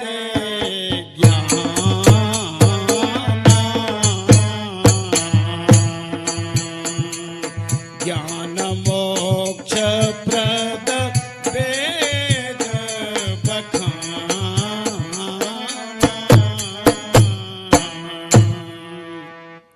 ज्ञान मोक्ष प्रद वेद बखाना। तुलसी बाबा भी इसी बात को कह रहे हैं। इतना जब उस स्त्री ने संबोधन किया तो देवर्षि नारद जी महाराज वहां पहुंचे। और नारद जी महाराज ने कहा कि देवी तुम कौन हो, अपना परिचय दे दो। तब वो स्त्री कहती है सुनो महाराज, अहम भक्तिरिति ख्याता इमौ में तनयौ मतौ ज्ञान वैराग्य नामानौ काल योगे न जर्जरौ। महाराज मेरा नाम भक्ति है। ये 90 वर्ष के जो सो रहे हैं दाई बाई जंगा पे सिर रख के, जो मेरे पुत्र हैं, इसका नाम ज्ञान, इसका नाम वैराग्य है। महाराज ये 100 स्त्रियां बीजना से मेरी हवा कर रही हैं, ये भारत की नदी हैं, गंगा, यमुना, सरस्वती, नर्मदा, ये सब स्त्री का रूप धारण करके मत्स्यवार्थम समायतः मेरी सेवा के लिए आई हुई हैं। परंतु मुझे शांति नहीं है महाराज, क्योंकि कार्य नियम विरुद्ध हो गया। माताएं बूढ़ी होती हैं, बेटा जवान होते हैं, ये तो कायदा की बात है। अब बेटा बुढ़े हो 90 वर्ष के हो, मैया 16 वर्ष की, ये नियम के विपरीत है। अब मैं शर्म के मारे वृंदावन भी नहीं जा रही कि ब्रजवासी मुझसे क्या कहेंगे, मेरी क्या हंसी करेंगे। नारद जी महाराज बोले भाई है तो आश्चर्य की बात, ऐसा जीवन में मैंने आज तक नहीं देखा कि मैया जवान हो बेटा बुढ़े हो। इसलिए नारद जी ने विचार किया कि जन्मभूमि पूछो इनकी कहाँ है। कापतों को ऐसो देश हो तब मैया बुढ़ी नहीं होती हो, हाँ बेटा बुढ़े हो जाते हो। जब परिचय पूछा कि तुम्हारी जन्मभूमि कहाँ है, तब वो भक्ति कहने लगे, उत्पन्ना द्रविड़ेशाहम वृद्धिम कर्णाटके गता क्वचिन क्वचिन महाराष्ट्रे गुर्जरे जीनतांगत हो। पैदा में द्रविड़ में हुई थी, जवान कर्नाटक में हुई थी महाराज, कहीं कहीं महाराष्ट्र में भी जवान रही, परंतु गुजरात में आते ही मैं वृद्ध हो गई। अपने बालकों के सहारे सहारे जब मैंने विचार किया कि चलो वृंदावन चलूं, तो यमुना किनारे पे आते ही मेरी 16 वर्ष की अवस्था हो गई, पर मेरे ज्ञान वैराग्य वृद्ध के वृद्ध ही रहे, ये जवान नहीं हुए। देवर्षि नारद जी महाराज ने प्राणायाम क्रिया चढ़ा करके पूरा हाल जान लिया और कहने लगे, वाह देवी मैंने तुम्हारे लिए पहचान लिया, तुम तो वही भक्ति हैं जो नारायण भगवान के हृदय में निवास करती हैं। तुम्हारे बिना तो आज तक किसी को मुक्ति मिली नहीं है, बिना भक्ति के किसको मिली है? किसी को नहीं। सवरी अहिल्या सदन कसाई और भक्ति तेज ने मुक्ति पाई, भक्ति तेज ने मुक्ति पाई। तो भक्ति की महिमा है अनमोल, भक्ति की महिमा है अनमोल। नारायण नारायण नारायण बोले, नारायण नारायण नारायण बोले, केशव माधव गोविंद बोले, केशव माधव गोविंद बोले, हरि बोले हरि बोले हरि हरि बोले, हरि बोले हरि बोले हरि हरि बोले, नारायण बोले नारायण बोले, नारायण बोले नारायण बोले, केशव माधव गोविंद बोले, केशव माधव गोविंद बोले, केशव माधव गोविंद बोले, केशव माधव गोविंद बोले।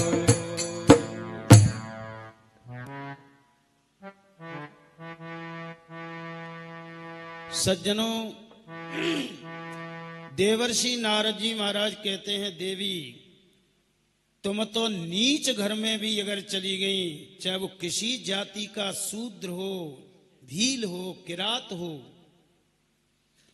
अगर उसके घर में भी आपका प्रवेश हो गया तो आप उस भक्त की महिमा 3 लोक 14 भुवनों में फैल जाती है। जिसको अछूत को हम छूना भी नहीं चाहते, पर तुम अगर उसके हृदय में निवास कर जाती हैं तो महाराज उसका चरणोदक लेने के लिए भी हम तरस जाते हैं। आप भगवान नारायण के हृदय में निवास करने वाली हैं, चिंता मत करो भक्ति, इसमें तुम्हारा कोई दोष नहीं है, क्योंकि ये दारुण कली इतना दुष्ट है कि चारों तरफ अधर्म का बोलबाला है कलयुग में। और इस कलयुग में ज्ञान वैराग्य की भक्ति की किसी को आवश्यकता नहीं है। हाँ, वृंदावन में भगवान ने लीलाएं की थी, इसलिए वृंदावन में तुम्हारी बूझ है, इसलिए तुम जवान हो गई। और ज्ञान वैराग्य का तो यहाँ कोई टकासिर भी खरीदार नहीं है, इसलिए ये जवान नहीं हुए, ये वृद्ध के वृद्ध रह गए। भक्ति देवी बोली, महाराज जब इतना ही दुष्ट है ये कलयुग, तो परीक्षित महाराज ने जय शरण क्यों दे दी? वे तो चाहते तो एक ही बाण से मार देते कलयुग को। नारद जी बोले बिल्कुल मार देते, परंतु हमारे परीक्षित महाराज राजा होने के साथ साथ वे धर्मात्मा और ज्ञानी भी थे। वे जानते थे कि यह कलयुग में बड़ी अच्छी विशेषता है। सतयुग द्वापर त्रेता में तपस्या करने से, यज्ञ करने से जो फल प्राप्त होता था देवी, वो कलयुग में भगवान का कीर्तन करने मात्र से ही प्राप्त हो जाता है।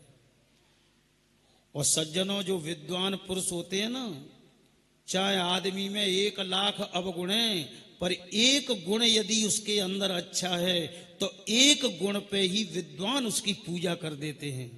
इसलिए परीक्षित महाराज ने विचार किया,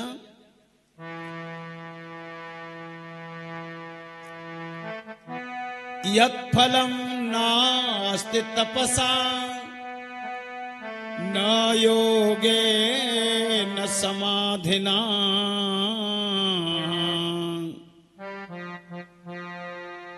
तत्फलं लभते सम्यग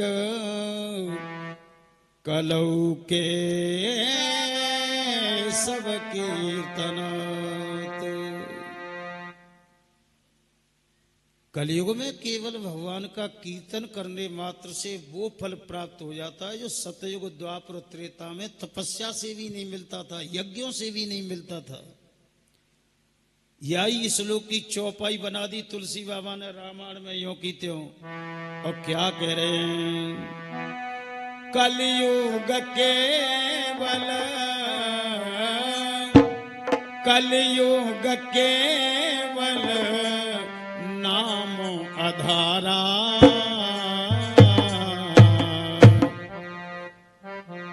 उतरहि नर भव सिंधु अपारा, उतरहि नर भव सिंधु अपारा।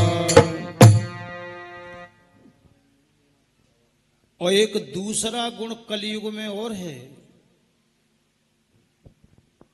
देवर्षि नारद जी महाराज कहते हैं, भक्ति सतयुग द्वापर त्रेता में मनसा पाप लगता था।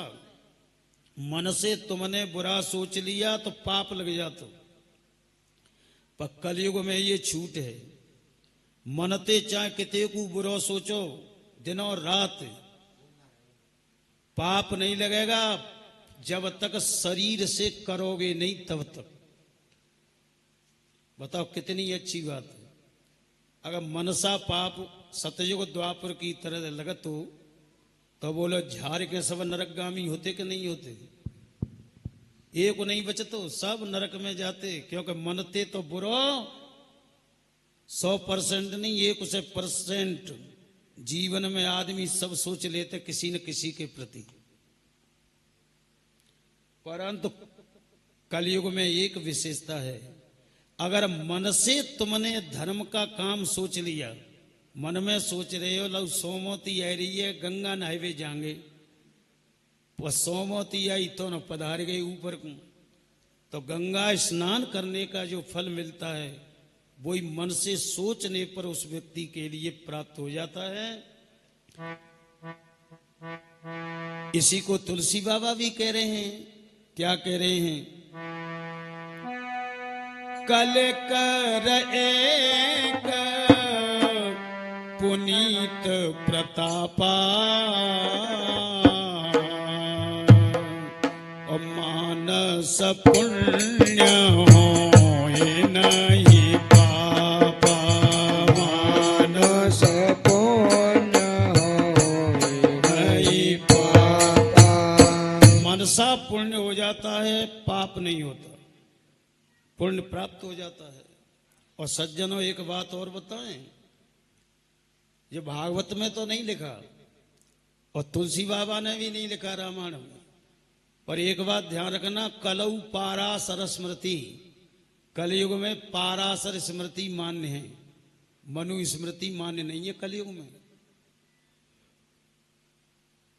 मनु महाराज की स्मृति है, सतयुग द्वापर त्रेता में लागू थी। जब ही तो मनु महाराज ने मनु स्मृति में क्या लिखा है मालूम है? कई और चीजें तो ऐसी लिखी हैं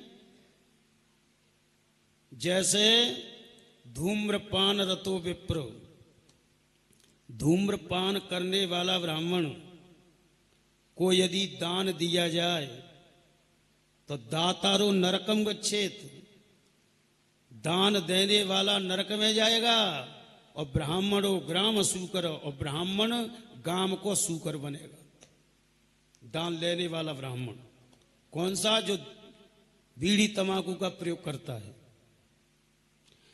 परंतु ये मनु स्मृति अब इस कलयुग में मान्य नहीं है। आप जाओ बनारस में, बड़े बड़े विद्वान संस्कृत के आचार्य आपको तमाकू खाते हुए मिलेंगे। इसलिए पाराशर स्मृति में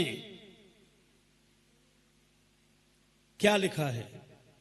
पाराशर जी कहते हैं, कलयुग में यदि पुरुष अपनी पत्नी ते चोर क्यों विदेश में चुपचाप यज्ञ करयावे तो पत्नी को आधा फल घर बैठे ही प्राप्त हो जाएगा।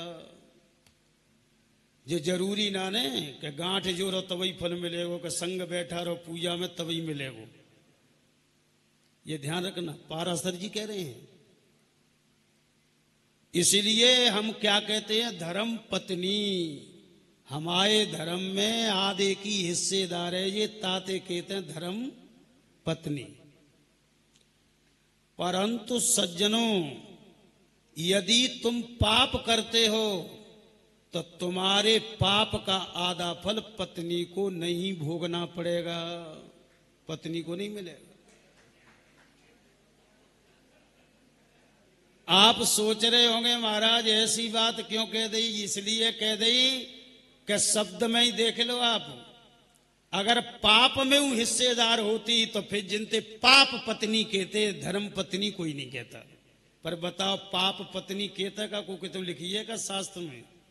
पाप में हिस्सेदार हथीना ने तो पाप पत्नी क्यों होगी? वो धर्म में हिस्सेदार है, इसलिए धर्म पत्नी है। और एक बात और ध्यान रखना, पत्नी यदि पूजा पाठ और धर्म करती है और दान करती है अपने हाथ से, उसका आधा फल पति को नहीं मिलेगा। इसलिए एक बात ध्यान रखियो, ज्यादातर माता बहनों तुम क्या पूछती हो पंडित जी से? क्या देखियो हमारे आदमी पे कैसे दिन चल रहे हैं? पंडित जी कहते हैं विस्पति चल रही है चौथी। ए तो पंडित जी मैं उपास ही रह लेंगे लोग विस्पति, भले ही मत रही हो, भूखी मत मरी हो, तुम्हारा फल मिलेगा ही नहीं पति को। भाई पति देव पे विस्पति चल रही है तो पति को ही व्रत करना पड़ेगा। तुम्हारे भूखे मरवे से कोई फायदा नहीं है। परंतु ये भी ध्यान रखना पुरुषों, अगर पत्नी पाप करती है तो आधे पाप का फल पति को भोगना पड़ेगा। नहीं मिलेगा, नहीं भोगना पड़ेगा। एक बात बताओ, चेला पाप करता है तो गुरु को भोगना पड़ेगा कि नहीं पड़ेगा? और पति को है वह को पत्नी का स्वामी। तो इसका मतलब ये पत्नी पाप कर रही है तो कहीं ना कहीं तुम्हारे कमी है, स्वामी के शासन में कमी है, स्वामी के उपदेश में कमी है, कहीं ना कहीं कमी तुम्हारी है। इसलिए उसे पाप कर्म में रत होना पड़ा, तो उसके आधा फल पाप का आपको भोगना पड़ेगा।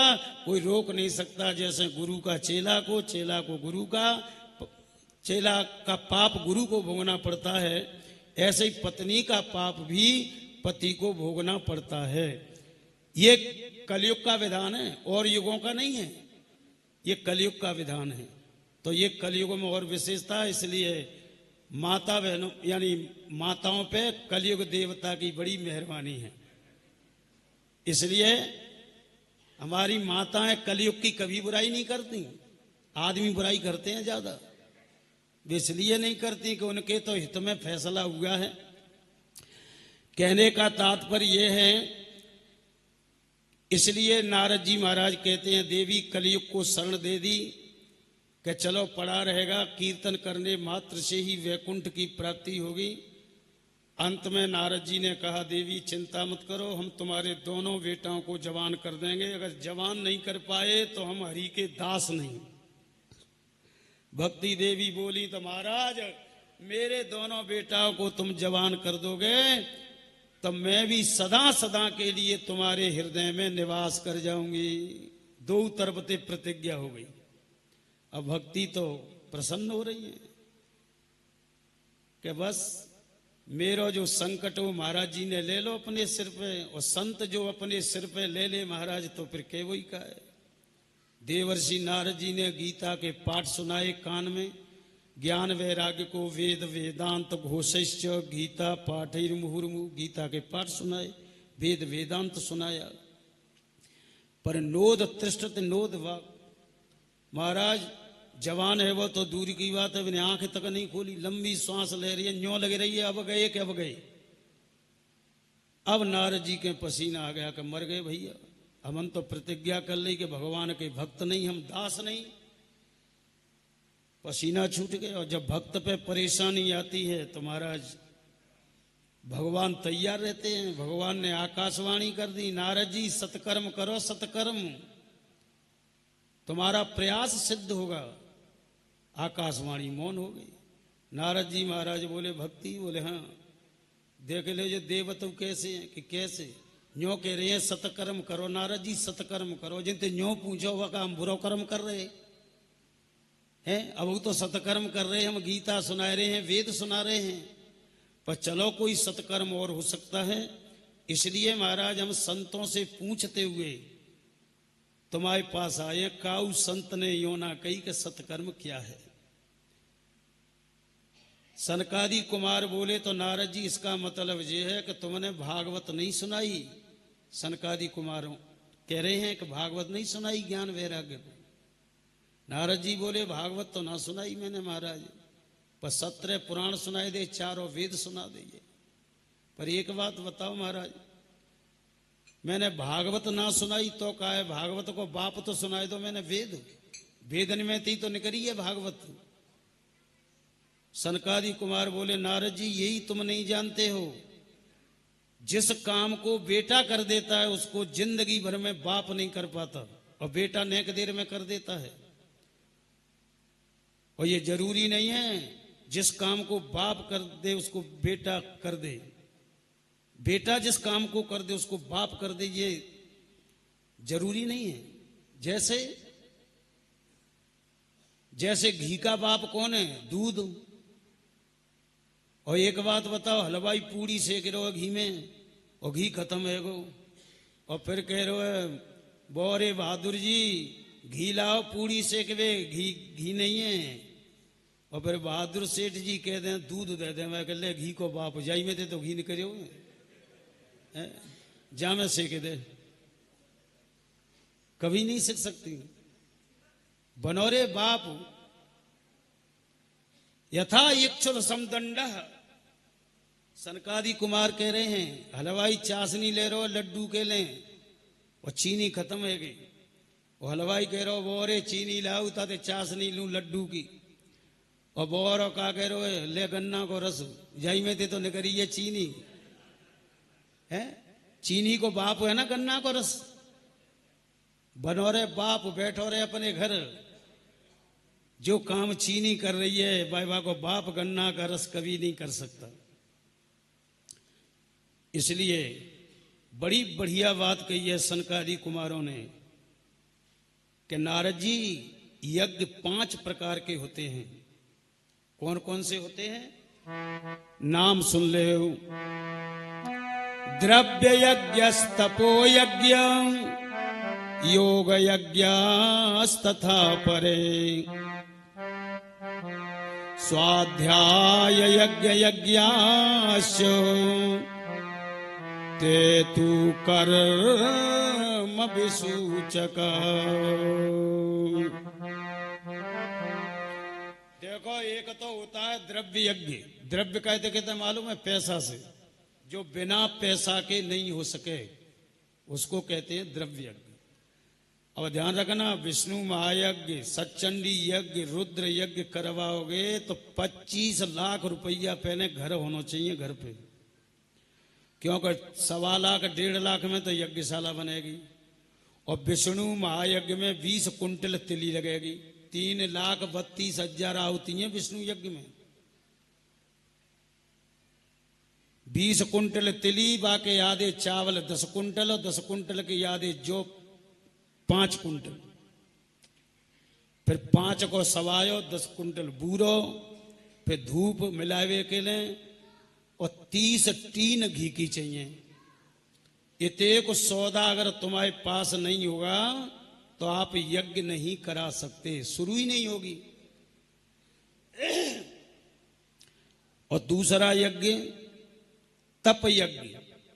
संत महात्मा जंगलों की गुफाओं में बैठ करके जो तपस्या कर रहे हैं, इसको कहते हैं तप यज्ञ। तीसरा यज्ञ योग यज्ञ, जिसको रामदेव बाबा टीवी पे दिखावत हैं, पेट घुमाई देते हैं, एक हाथ पे यूं खड़े रह जाते हैं पैर करके, इसको कहते हैं योग यज्ञ। और चौथा यज्ञ है स्वाध्याय। सवेरे ही नहाय दो कहें तुम हनुमान चालीसा का पाठ करते हो, कोई सुंदर कांड का करता है। वेद पाठी आपने देखे जब आए थे, वेद का पाठ कर रहे थे बच्चे, यहाँ संस्कृत का विद्यालय है इसमें, तब वे वेद का पाठ करते हैं, उसको कहते हैं स्वाध्याय यज्ञ। जे 4 यज्ञ हुए ते तु कर्म विसूचक, जिनको फल क्या है? इनका काम है कि पूर्व जन्म के अशुभ कर्मों को तो जो निवृत्त करते हैं, और आगे के लिए शुभ कर्म बना करके ज्यादा से ज्यादा ये तुम्हें स्वर्ग लोक तक पहुंचा सकते हैं। ये ध्यान रखना।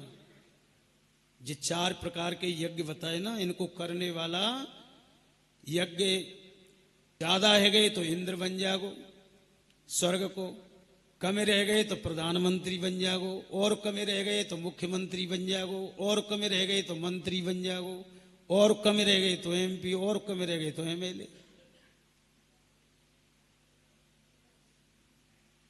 परंतु जो पुण्य यज्ञ करे हैं उनका जब ही फल खत्म हो जाएगा, भोग लेगा, और स्वर्ग से वो नीचे गिर पड़ेगा, मृत्यु लोक में जन्म ले लेगा। पर एक 5वां यज्ञ हो रहे, और वो कौन सा है कि ज्ञान यज्ञ तथैव च। ज्ञान यज्ञ। और ज्ञान यज्ञ क्या है? भागवत। और सज्जनों, इस ज्ञान यज्ञ को करने वाला, कराने वाला भगवान के परम धाम के लिए प्राप्त हो जाता है, फिर वो लौट करके कभी इस मृत्यु लोक में नहीं आता। इसलिए ज्ञान यज्ञ सर्वोपरि है, और बिना ज्ञान के मुक्ति नहीं है। और सज्जनों, ज्ञान जो है भागवत रूपी सतकर्म पुराण में भरा हुआ है, परंतु इसको सुनाने वाला कोई हो। देखो, ये भागवत सामने रखी है, जे भागवत के गुटका है, 18,000 श्लोक है संस्कृत में, ये हिंदी नहीं है इसमें एक भी अक्षर। श्लोक बोल के हम अपनी भाषा में अर्थ कर रहे हैं तुम्हारे लिए समझाने के लिए। इतना ज्ञान है इसमें, परंतु सज्जनों सुनाने वाले नहीं रहे। सुनाने वाले थे 30-40 वर्ष पहले, मेहदपुरा के बाबूलाल, लक्ष्मी नारायण पंडित जी सुरारी वाले और चंदूपुरा के द्वारका प्रसाद जी, हमारे पिताजी, आपने सुनी होगी वो जड़ भरत की कथा, कितना वेदांत तो ज्ञान और मीमांसा सुनाते थे भागवत में। अब कोई सुनाता है? सुनावे कहाँ थे? 5 घंटे कम से कम कथा होनी चाहिए। वहां में अब व्यास जी बैठे थे 2 बजे थे 5 बजे नो 3 घंटा, वहां में 1 घंटा कीर्तन भजन में, फिर नचावे में गायवे में, कथा कहां से हो? इसलिए श्रीमद् भागवत सत्कर्म है, इसी को ज्ञान यज्ञ कहते हैं। अब जाओ नारद जी, हरिद्वार में बदरी वन में गंगा किनारे पर मंडप का निर्माण करो, हम चारों भैया आवेंगे, भागवत सुनावेंगे। भक्ति ज्ञान वैराग्य को पीले चावलों से निमंत्रण दे देना, भागवत सुनते ही ज्ञान वैराग्य जवान हो जाएंगे। पूरी कार्यक्रम की विधि बताई। देवर्षि नारद जी आनंद नाम के वन में आए हरिद्वार में, जो बदरी वन से वेष्टित है। सुंदर मंडप का निर्माण किया, पीले चावल करके देवताओं को, ऋषि मुनियों को निमंत्रण दिया, भक्ति ज्ञान वैराग्य को लिए भी निमंत्रण दिया।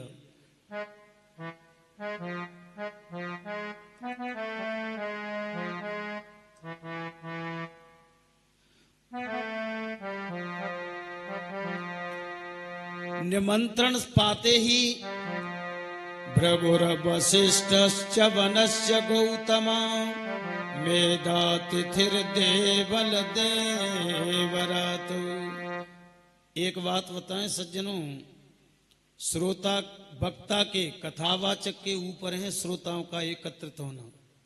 सब जानते ऋषि मुनि कि सनक सनंदन सनातन संत कुमार जी से बड़ा इस विश्व में कोई विद्वान नहीं है, और वे भागवत सुनाए हुए आ रहे हैं। चलो भैया चलो, एक शब्द निकल नहीं जाए, नहीं जिंदगी में फिर सुनने को नहीं मिलेगा। इसलिए कैसे? ऐसे वैसे महात्मा नहीं। कौन कौन से महात्मा आए हैं, क्या कह रहे हैं?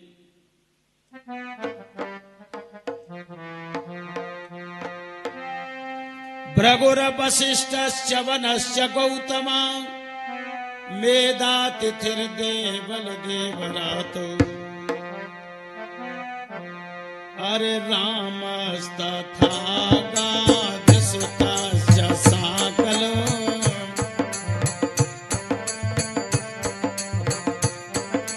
प्रकांड पौत्रातिजपे पलादा कांड योगेश्वर व्यास पराशर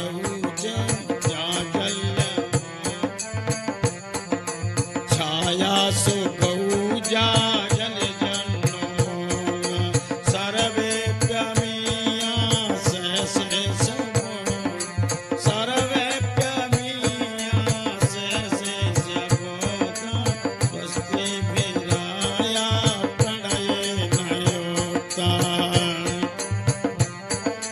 प्रणय नयोता। भृगु ऋषि, वशिष्ठ ऋषि, च्यवन ऋषि, गौतम ऋषि, परशुराम जी महाराज और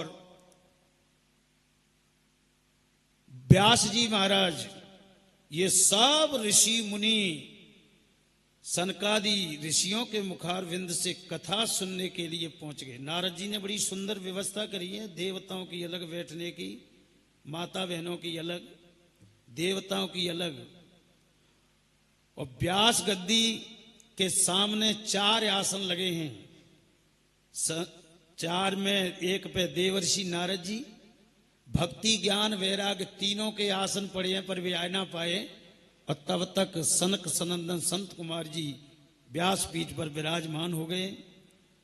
और सबसे पहले भागवत की महिमा का वर्णन कर रहे हैं।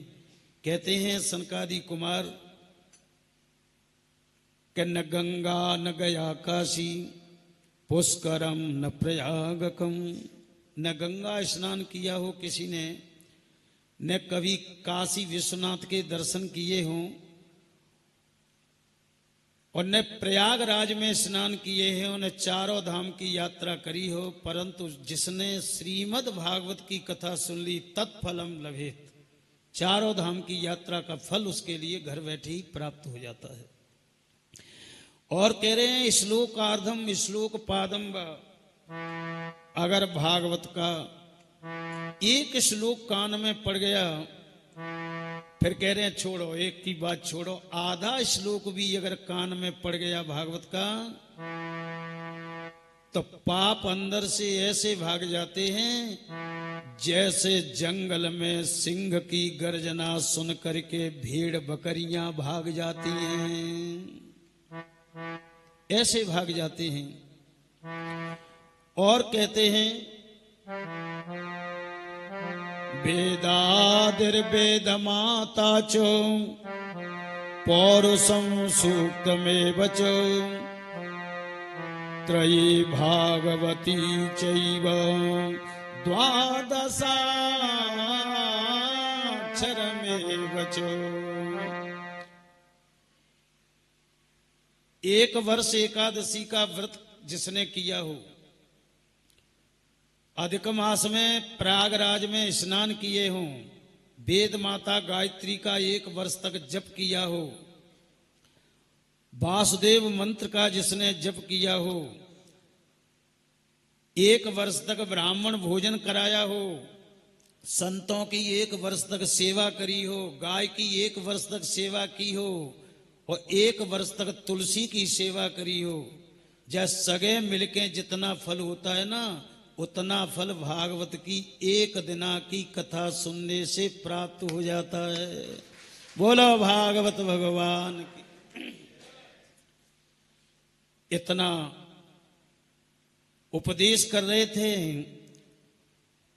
कि पीले चावलों से जब निमंत्रण पहुंचा तो भक्ति देवी ज्ञान वैराग्य पुत्रों को लेकर के आकाश मार्ग से उतरी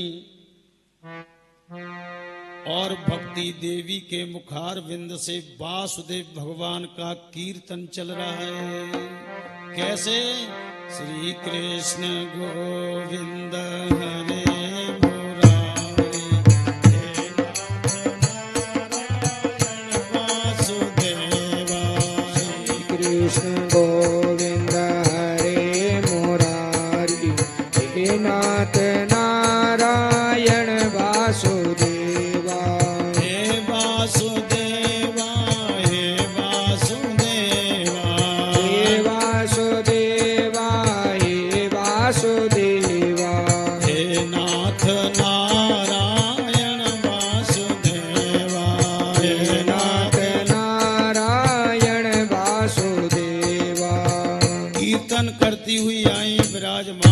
सनकादि कुमारों को दंडवत प्रणाम किया।